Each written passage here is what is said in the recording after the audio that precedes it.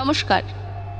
Dimension ডায়েরির নতুন সিরিজের প্রথম পর্বে আপনাদের সকলকে স্বাগত। সম্পূর্ণ ভিডিওটি সত্য ঘটনার উপর নির্ধারিত। কোনো ব্যক্তি, বন্ধু, জাতি অথবা ধর্মকে আঘাত করা কোনোভাবেই আমাদের উদ্দেশ্য নয়। আজকের যে ঘটনাটি আপনাদের সঙ্গে শেয়ার করব পাঠিয়েছেন আমাদেরই এক সাবস্ক্রাইবার বন্ধু।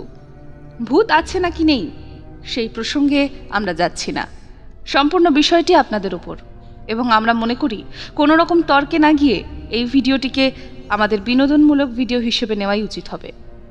তাহলে চলুন শুরু করা যাক আজকের পর্ব। সালটা 1979। যা কোনোদিন কেউ আশা করেনি ঘটে গেল সেই ঘটনাটা।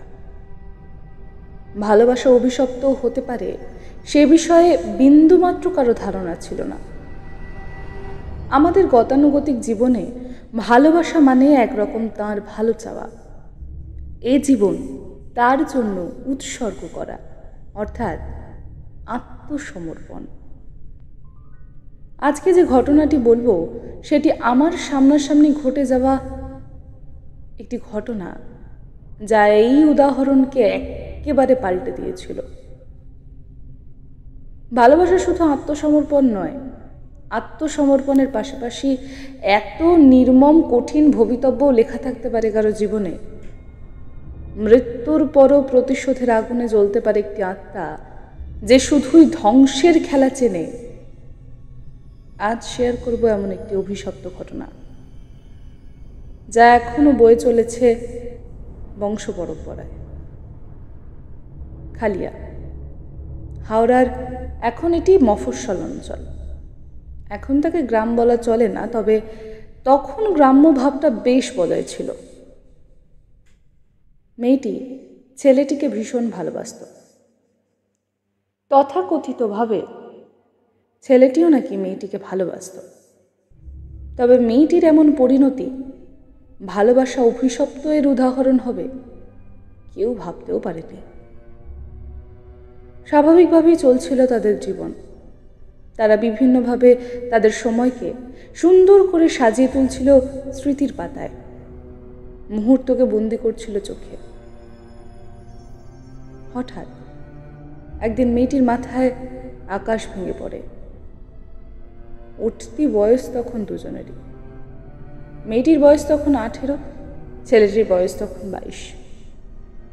সবাই জানতো এই যুগলটি হয়তো পরিণতি পাবে। হঠাৎ একদিন ছেলেটির বিয়ে ঠিক হয় বাড়ি থেকে। মেয়েটি তখন স্কুল থেকে ফিরেছে বিকেলবেলা। কথাটা মেয়েটার কানে যায়। অনেকবার ল্যান্ডলাইনে চেষ্টা করার পরেও ছেলেটিকে ফোনে পাওয়া যায়নি। একরকম বাধ্য হয়ে সে ছেলেটির বাড়িতে আসতে বাধ্য হয় এবং ছেলেটির সাথে অনেকবার দেখা করার চেষ্টা করে। কোনো রকম উপায় না পেয়ে যখন সে দেখে ছেলেটির সাথে দেখা করা কোনোভাবেই সম্ভব নয়, একরকম যন্ত্রণায় ছটফট করতে করতে মন্দিরে ছুটে যায়। গিয়ে জোরে জোরে মাথা ঠুকতে থাকে। কোনো কারণ ছাড়াই লোকে ভাবে পাগল হয়ে গেছে হয়তো। ঠিক 3 দিনের মাথায় মেয়েটি সুইসাইড করে। সুইসাইড নোটে যা লেখা ছিল সেই অভিশাপ আজও বয়ে চলেছে ওই বাড়িটি। সুইসাইড নোটে লেখা ছিল, আমি শ্রীকান্তকে ভালোবাসি এবং মৃত্যুর পরেও আমি তাকে ভালোবাসব। কিন্তু আমার এমন উঠতি বয়সে আমার ভিটেতে কোনো মেয়ের জন্ম হলে তাকে আমি আমার কাছে টেনে নেব। এত কষ্ট তাকে পেতে দেব না, তাকে শুধুই আমার করে নেব। অদ্ভুত বিষয় হলো, এখনও এই বিষয়গুলো সত্যি সত্যিই ঘটে চলেছে। এরপরে ঘটে অদ্ভুত একটি ঘটনা। শুরুতেই বলেছিলাম ভালোবাসা মানে আত্মসমর্পণ। মেয়েটির সাথে ছেলেটির বিয়েটি না হলেও মেয়েটি কিন্তু ছেলেটিকে স্বামী হিসেবে স্বীকার করেছিল, এটা পরিষ্কার বোঝা যায়। কারণ যখন চিতায় সেই দেহকে তোলা হয় এবং মুখাগ্নি করার চেষ্টা করা হয়, অনেকবার চেষ্টা করার পরেও তার মুখে আগুন দেওয়া যায়নি। তাই তার মনে মনে যাকে সে স্বামী হিসেবে চেয়েছিল সেই কাঙ্ক্ষিত নাম শ্রীকান্ত, তাঁর নামে মেয়েটির মাথায় যখন সিঁদুর তুলে তার মুখাগ্নি করার চেষ্টা করা হয়, অত্যন্ত সহজভাবে সৎকারটি সম্পন্ন হয়।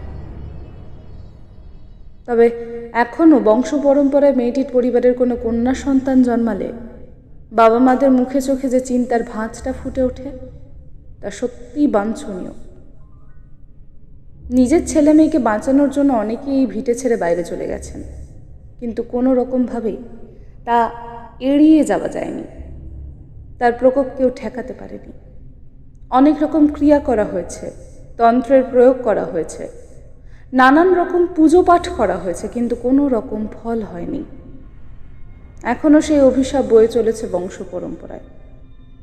সবকটা মৃত্যুই অবাঞ্ছনীয় এবং প্রত্যেকটাই উঠতি বয়সের আইবুড়ো মেয়ে। আজও দিনের বেলা তাদের ভিটের কাছাকাছি যেতে গেলে মানুষ দুবার ভাবে। সেখানে সন্ধ্যের পরে নেমে আসে এক অদ্ভুত অন্ধকার, যেন সন্ধ্যার পরে সেই জায়গাটি হয়ে ওঠে এক হত্যাপুরী, যেন ভারী হাওয়া গ্রাস করে ফেলে সেই অঞ্চলটিকে। যেমনভাবে সেই দিন মেয়েটির জীবনে নেমে এসেছিল চরম অন্ধকার, ঠিক তেমনই।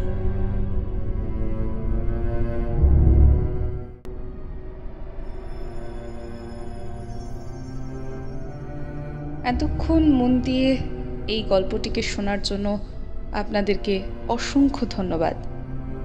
আমি ছিলাম এতক্ষণ আপনাদের সঙ্গে। নামটা না হয় উজ্জ্বল থাক, কোনো একদিন আবারও আসবো এমন কোনো একটা ঘটনা নিয়ে। ততদিন আমাদের সঙ্গে থাকবেন, আর ডাইমেনশন ডায়েরিকে ফলো, সাবস্ক্রাইব এবং লাইক, কমেন্ট, শেয়ার করতে ভুলবেন না। আর আপনার সাথেও যদি এমন কোনো ঘটনা ঘটে থাকে তবে আমাদেরকে ডিএম করতে পারেন ফেসবুক অথবা ইনস্টাগ্রামে। ধন্যবাদ।